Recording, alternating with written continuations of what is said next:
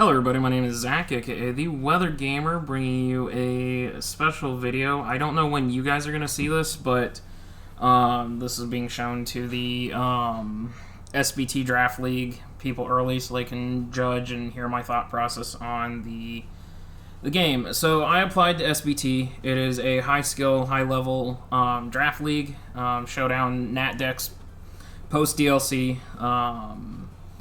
It is run by... Oh, God, why is my brain failing me? His name's... the Canadian kid, that's who it is. His name's Mutton Lord in the server, so I always forget his actual name. But it is the Canadian kid. We got the tryout roll. There's 40 tryout people, as far as I know. 22 spots open, I think. So 50-50 coin flip as to whether or not I make it in. Literally a 50-50, because even if I win, I could not be part of that 22. If I lose, I could not be part of that 22. So I'm going to give it my all. These were the teams that we were allowed to choose from. Hyper Offense 1, Hyper Offense 2, Bulky Offense 1, Bulky Offense 2, Balance 1, Balance 2, the defenses, and Stall, which I wasn't ever going to take anyways, because Stall is... I don't like Stall. I think it's a terrible play style, but that's just personal opinion. I chose Bulky Offensive 1. The reason I chose Bulky Offensive 1 is because it has G-Max Charizard, or Mega Charizard, which was one of my favorite mons to use in Draft League, Gengar, which I've really enjoyed in APA, and Melmetal, which is just such a very broken mon in Draft League standpoint, just because people can over-prep for the Choice Band set. Coco is nice on the team. It does provide screens if I wanted to. It also just gives me a very fast mon to force Scarfers, as well as just set up Electric Terrain, which can be nice for if I want to run T-Punch Mega Charizard to deal with Bulky Waters versus me. Gengar is a really good Specs or Scarf user. It does have a really nice move pool with Giga Drain and Dazzling Gleam as a couple of those hidden techs I learned. Kirk is nice for setting rocks. It can be very problematic with Moxie Scarf. It is a good intimidator to check physical attackers. Vape is a nice Wish Passer, very bulky water to try and help check things like Dracovish, which I actually don't think is available on any of these teams. I don't see Dracovish. Nope, there it is. Hyper Offense 2. So it's a decent Dracovish check. Hitmontop, another Intimidator, does give hazard control for spin, can be a decent Assault Vest user, like defensive mon with AV, Intimidate. Masquerain, a third Intimidator, also a Sticky Web user, so in the case if you wanted to run webs with Charizard, so you'd only need one Dragon Dance instead of two, also possibility. Again, Intimidate cycle to cycle against physical attackers. Obviously, Mega Charizard, it's one of the crown jewels of this team. It's such a potent threat. There's Belly Drum, there's Swords Dance, there's Dragon Dance, there's a wide move coverage that just does really well. Mega Charizard is one of those mons that I've been wanting to get back to lately and just have not had the chance to, but it is by far one of the best Megas. Like I said, with Melmetal, the thing in Trick Room just hits incredibly hard. Yes, this team is not built to be Trick Room, but it could. Something like Balance 2 could be very scary, just because of the fact that there is Trick Room. This is a primarily Trick Room team with Melmetal, Hatterene, and the fastest thing on the team being Zygarde. So outside of Trick Room, you're probably going to see Scarf Zygarde or Scarf Bulu situation. It does have webs, which is a little weird on a Trick Room team, but it does fit to help some of these slower mons on Standard 2. But I almost took Standard Balance 2 just for the Trick Room Melmetal and Zygarde, which is another set that I like, but I chose this because I wanted my Charizard and Melmetal. Azelf is a nice stealth rocker, good utility mon, does get screens, pivots with U-turn, can be really threatening offensively if it's a nasty plot set. It does have stealth rocks, which is nice. It's a good mon. Ditto, nice for cloning setup sweepers. I personally don't care for Ditto because I think it's a bit of a one-trick pony, being Choice Scarfed, but you can get sneaky with it and run non-Scarf Ditto, but 9 out of 10 times you're going to face a Scarf Ditto. So I don't really know about that. Articuno for Defog, but when you have well, you don't want to run Defog Charizard, but when you have Hitmontop to spin, Masquerain, and Coco for potential Defog, I don't see why Articuno is here other than the fact that, heavy-duty boots. Defog, you're kind of forced into heavy-duty boots with Articuno, unless you want to take the 50% rock damage every time you come in. I don't know. I've never used Articuno, but that's just me. So how this works is we end up playing one of the mods, and the mod I'm playing is Raven. I guess I didn't think to ask if they had a channel or anything they wanted. I also didn't think to ask if SBT had a channel or anything that they needed promoted down in the description. I apologize for that. I might pin a comment if I get that information. Well, if I get that information, I'll pin a comment. If there's not a pinned comment, I don't have that information. Raven dictated what team they chose. We give the mod the team, then they pick one, so they could choose to just completely counter-build us if they wanted to. And Raven picked Standard Balance 2, the team I talked about with Melmetal, Hat, and Incineroar. It is a very Trick Roomy team, with its speed relying on Hitmonlee Burden versus Tapu Bulu, Dragon Dancing Zygarde, or just getting Sticky Webs up for speed control, or running Scarfers. So Melmetal Hat is a very threatening core. Incineroar is a very annoying defensive mon that I struggle to break at times. Araquanid's a very beefy defensive mon.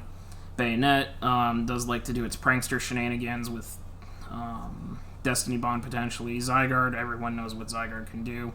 Bulu gets a hell of a lot better post-DLC because it gets Play Rough, so it finally has a physical Fairy-type move. Rhydon is a very tanky defensive mon with Eviolite, and Unpheasant, it likes to crit you with Super Luck and high crit moves, but that's about it for my knowledge on Unpheasant. Again, lower tiers always being something that I am not the greatest with, so let me pop over to the team builder here real quick, and I'll be right back. Okay, back for the team builder. So the first mon I'm bringing is Melmetal with Choppleberry. Iron Fist, max HP, 116. Attack was all I needed to two-shot or OHKO certain mons. So that's all I ran, and then I put the rest into defense, because if you'll notice with Tryout Team 2, Melmetal, physical, Incineroar, physical, Araquanid tends to be on the physical side, Hitmonlee, physical, Arctozolt, physical, Mega Bayonet's usually special, as is Hatterene.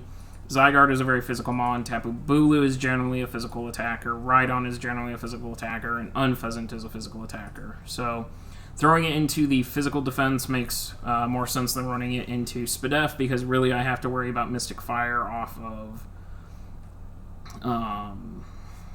Hatterene as my only problem, unless it's Special Incineroar, which would be something I haven't seen before, or potentially like Special Zygarde, which is a valid set, but usually is not the set that comes. It's usually a subset or a Scarf or a Band or a Coil set, or there's Zygarde just has so many sets, but Special is not usually one that I've run into.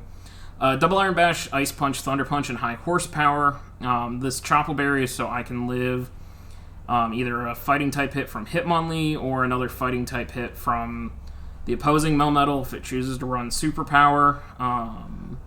Obviously, Incineroar and Occaberry would be nice. Groundberry for Zygarde would be nice, but between Double Iron Bash, Thunder Punch, Ice Punch, and High Horsepower, I should put in a lot of damage versus this team. High Horsepower should do a good chunk to Melmetal, even if it's not in grassy terrain. That's why I have High Horsepower over Earthquake, is because of grassy terrain from Bulu. That way my Earthquake's power doesn't get cut in half. Yes, losing the 5% accuracy could come back to bite me a little bit, but it's okay. And I'm not running any speed in case it is Trick Room. I want to be slow, but I don't want to be min speed. Just in case Trick Room doesn't come, and then I lose 1v1 to Melmetal, my opponent's Melmetal, unless they speed creep. So I'm kind of in a spot where I just want to run baseline speed Melmetal, and go from there. Double Iron Bash will take out Hatterene. Incineroar is not going to appreciate a high horsepower. Granted, the Intimidate's going to suck, but it's still, if I can get off damage on Incineroar, that's good. I can pivot into Vape after that. Araquanid, I T-Punch. Should two-shot a max Araquanid, guaranteed. Hitmonlee, I live the Chople Berry, and Double Iron Bash actually can kill Hitmonlee. If I did my calcs, yeah, if I remember my calc correctly, yeah, it does kill Hitmonlee. Arctozolt dies to Double Iron Bash. Mega Bayonet dies to Double Iron Bash. I have to be very, very careful about that D-Bond. The Ice Punch, if I can catch a Zygarde coming in on an Ice Punch, unless it's got Yachi, it should OHKO Zygarde, which would be huge to get that thing off the field. I do think set up Zygarde with DD is probably the set. I would not think that it'd probably be Scarf, just because if it is Trick Room, Melmetal Hat Core, that the Zygarde wouldn't want to be slower than Koko, unless they predict Scarf Koko from me. Double Iron Bash should take out the Bulu. I can also catch a superpower off of Bulu with the Chople Berry. That's the other reason for the Chople. Double Iron Bash will do a lot to Rhydon, and unless it's decided to just run Earthquake over Bulu running Grassy Terrain, it's not going to OHKO me back. And Unfezant, I T-Punch to get rid of. Mega Charizard X, I did run with the Belly Drum set. It's a set that I've only run one other time, but considering how slow my opponent's team is, I didn't feel like Dragon Dance set was the best, especially considering that Incineroar checks that with Intimidate, and Rhydon is almost impossible to kill unless I get to +6, and then Dragon Claw is actually a roll, depending on the EV spread of the Incineroar. Granted, Incineroar can't OHKO me back, so... But, Jolly Nature, I am speed creep to outspeed the Zygarde by 1 point. 164 attack was actually all I needed at +6 to do what I needed to do. I could have put more into the attack to guarantee that I kill the Rhydon, but I wanted to have just a little bit of bulk to help me get that DD set up in case of banded Rock Slide Melmetal or something along those lines. I just wanted a little bit of bulk to try and survive that. Belly Drum, Blaze Kick so I don't take the recoil, and Dragon Claw. If I can get a Roost off, that'd be amazing to get back to full health, especially if I'm behind Reflect with Azelf, which I'll talk about. Blaze Kick and Dragon Claw at +6 basically just take this team out. Melmetal dies to Blaze Kick, Hat dies to Blaze Kick, Incineroar dies to Dragon Claw, Araquanid dies to Dragon Claw, Hitmonlee dies to Dragon Claw, Arctozolt Blaze Kick, Bayonet Blaze Kick, Zygarde Dragon Claw, Bulu Blaze Kick. Rhydon's a roll on the Dragon Claw, and Unfezant will die to either attack. So if I can get the Belly Drum off with Charizard, I can potentially sweep, barring like Scarf Zygarde or something. Koko is Specs here with Grass Knot. That's specifically for Rhydon. Once Rhydon goes down, Specs T-Bolt just kind of, and Zygarde has to fear the Fairy move. Specs T-Bolt can kind of just go through. I did run Defog over U-Turn because I did not want to have hazards up on my side. That could be problematic in Stealth Rocks and Sticky Web. I wanted a Defog Mon, and I didn't like bringing Masquerain or Articuno this game. So instead of U-Turn, it just means I can't hard or pivot, safe pivot with U-Turn. Grass Knot for Rhydon. Dazzling Gleam Specs should take out Zygarde, unless it's got a berry. Once those two ground types go down, barring an Assault Vest user, such as Assault Vest Incineroar, T-Bolt Specs in Terrain should run through this team.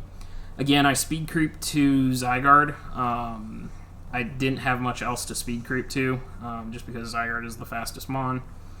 And yeah, Koko basically just needs to deal with the two ground types, and then I fire off T-Bolts repeatedly.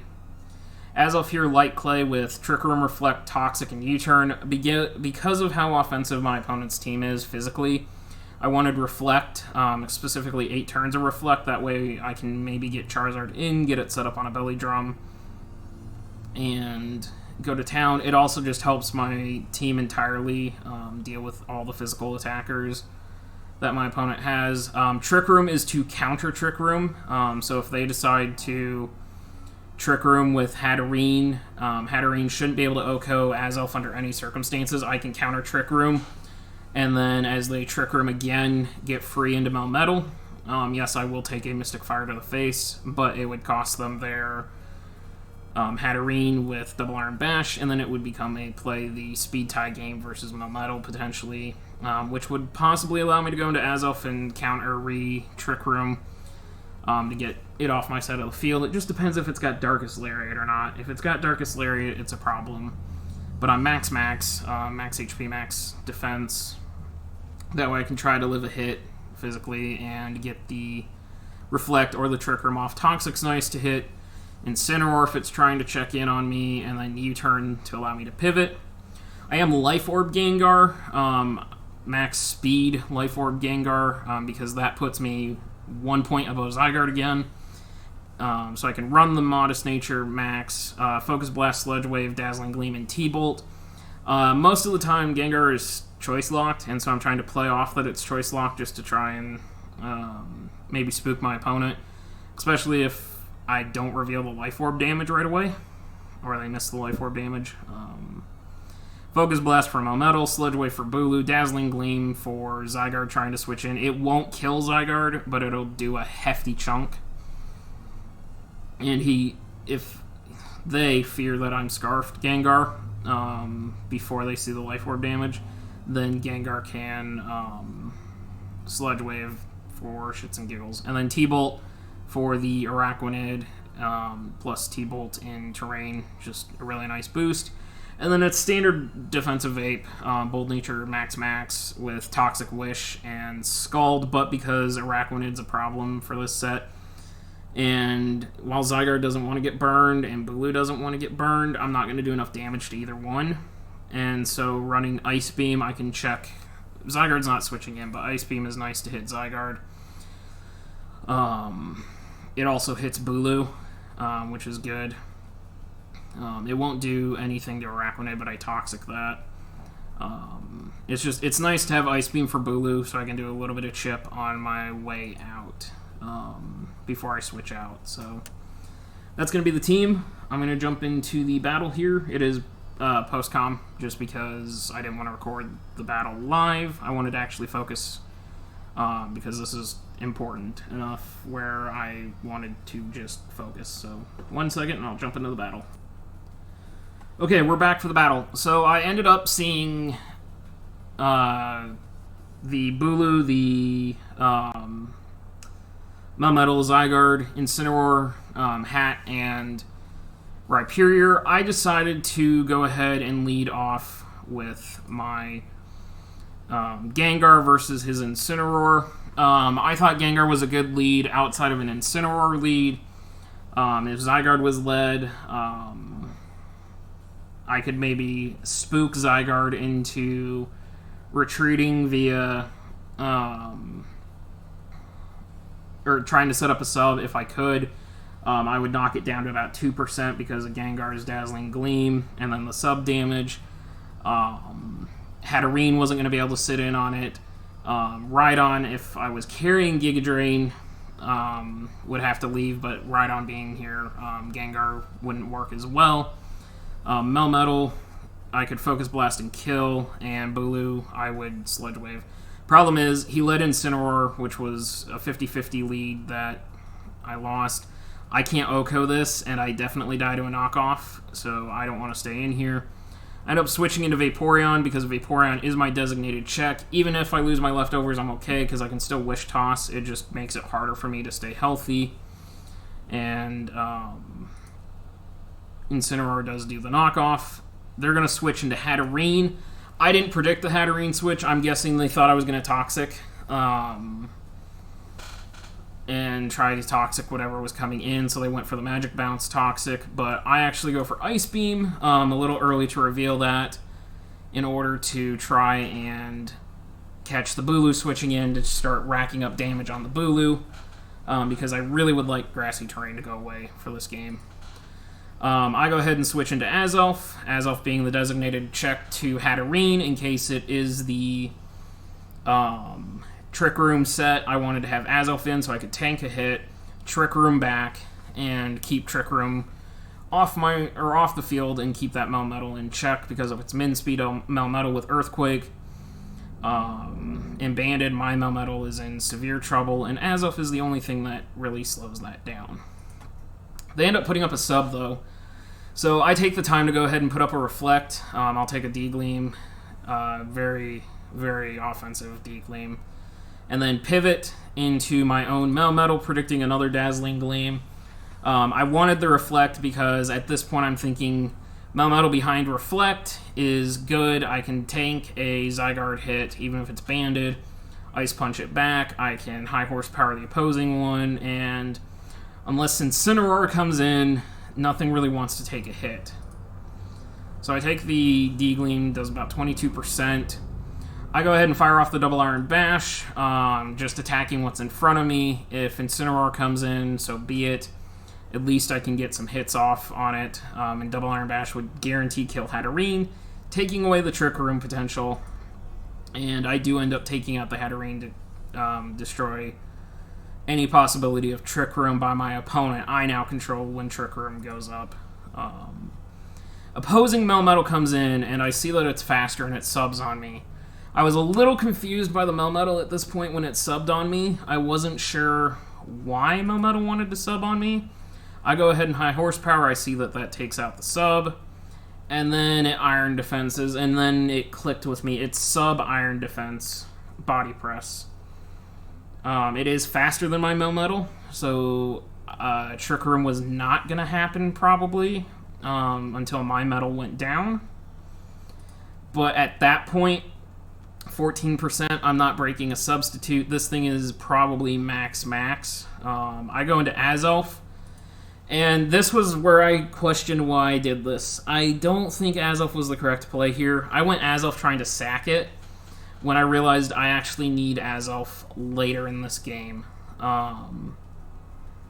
So I go ahead and I U-turn for damage and pivot into Vaporeon, because then I realized after I put Azelf out there, no, Azelf's the only thing that stops Zygarde from sweeping me because I have Levitate.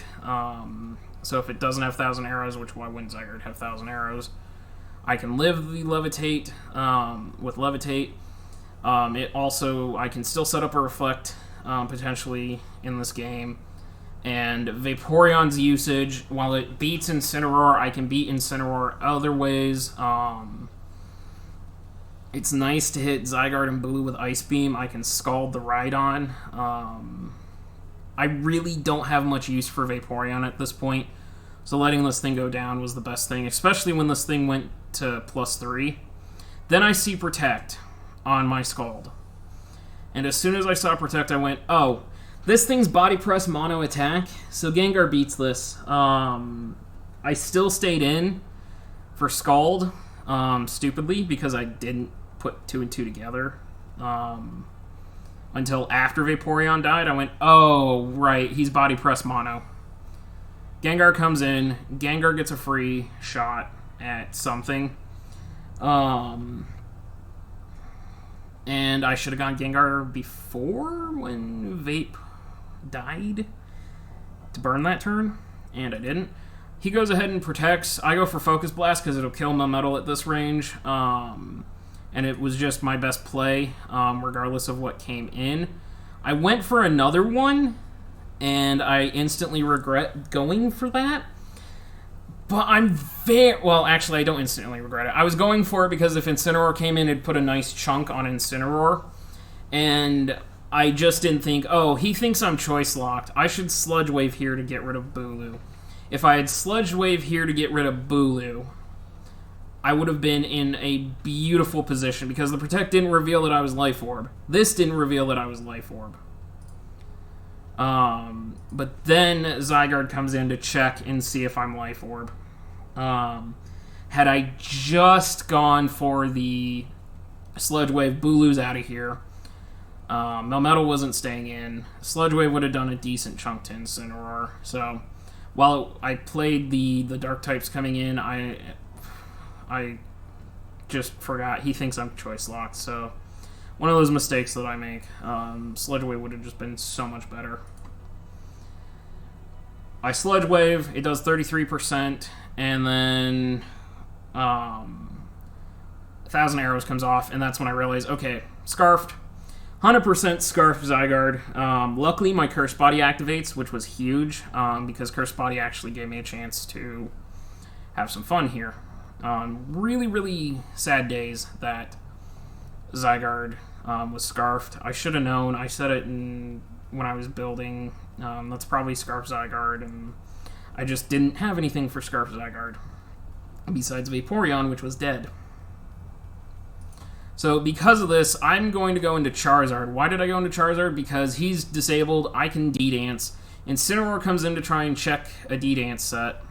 I actually Belly Drum, sorry, that's what I did. Belly Drum. Now, Dragon Claw's going to bop this. I knew that Zygarde was going to come right back in on me. Even though I did that, I still got something off the board, which was Incineroar, which stops my Melmetal. But my opponent's Melmetal is a big problem, especially with Gengar dead, and that was really, like, the turn that I didn't go Gengar and let Vaporeon die to Body Press was the turn that this game went the wrong direction, because I could have had Vaporeon to still check the Zygarde, which was a critical mistake on my part, but then my opponent makes a questionable call, sending in Rhydon. Turns out I did get the roll, but if I was max, that Rhydon was dead anyways if it was max HP, max defense. So I'm really surprised that my opponent sacked off Rhydon and then brought in Scarf Zygarde. At this point, I don't have anything for Scarf Zygarde. Maybe I should save Charizard here for Melmetal. I did not save Charizard for Melmetal, and that right there is going to seal the game, because I lost both my checks to Melmetal, and I did not have a check to Zygarde, or both my offensive threats to Melmetal, and I did not have Zygarde. So, or a check to Zygarde. I go my own Melmetal. I know I can live the Scarfed hit. I go for Ice Punch just in case he stays in, but he knew that. It protects. I go for High Horsepower. This thing protects and continues to heal, and then it just Iron Defenses on me. And the rest of this game is me just trying to break through Melmetal, which I can't. I go Coco. On the sub, the Body Press does 40% as I T-Bolt to break sub. I'm surprised my opponent didn't just go hard. Well, no, I D-Gleamed. That's what I did. I D-Gleamed to try and catch a Zygarde. Body Press. I'm going to switch out here because I just don't have any way to hit this. With locked into D-Gleam, I have to lock into Thunderbolt. Bulu comes in as I go ahead and I Trick Room. I wish I had died here because it would have gotten Melmetal in for another turn, but I Trick Roomed so I knew I was slower than my opponent's Melmetal, and I was going to try and just rack up what I could. I double Iron Bashed in front of the Bulu in case it wanted to hit me with Chople Berry, and High Horsepower, I do 27%. It Iron Defenses, now I'm going to do 14%. The problem is it's gaining 12% back every turn, 15%, so now it's got 2% difference on that turn as my Trick Room ends, which means now he Body Presses me. I'm not healthy enough to take on Zygarde. I go for High Horsepower. At this point, this game's over. I go Azelf just to sack. I should have stayed in and just High Horsepower because now this thing has a sub up on it. I put up Reflect just to try and live a hit. It Body Presses and kills me. I go into Coco. Coco's going to T-Bolt here. I'm going to spec myself into T-Bolt and then try to switch up moves with Melmetal. The problem is he just Scarfs into Zygarde, and then unless he thinks I'm Scarfed. But he's going to go Bulu here. I'm pretty sure it was AV until I realized I was stupid. And no, it's leftovers. It's just very Spadef. Bulu is what it is. But yeah, I couldn't break at this point. The Leech Seed, I kind of got a little mad at the turn that it happened. I was like, just kill me. I can't break you. I switch into Melmetal to just sack it off and not die to the seeds. But yeah, it's unfortunate. I lose 3-0. I think that's probably going to keep me from getting accepted into the league. All I can do is hope at this point. If I don't get accepted, I'll try again. But, you know, it's a high competitive league, and I'm not the highest skilled player. So we'll see. All I can do at this point is ask the mods. This video has gone on for 30 minutes, so I'm sorry about that to those that are watching it to find out my thought process. Didn't mean for it to go this long. Basically, this thing just double iron bashes. Or no, Bulu comes in and finishes it off, because, yeah. And I locked into Dazzling Gleam in order to, you know, maybe do some damage. It was going to do 70% to a Bulu, but no, Bulu's very defensive, so that's it. GG's to my opponent. I hope you guys have enjoyed this video whenever I release it, and I'll let you know if I get into SBT. If not, cool. So, see you guys around.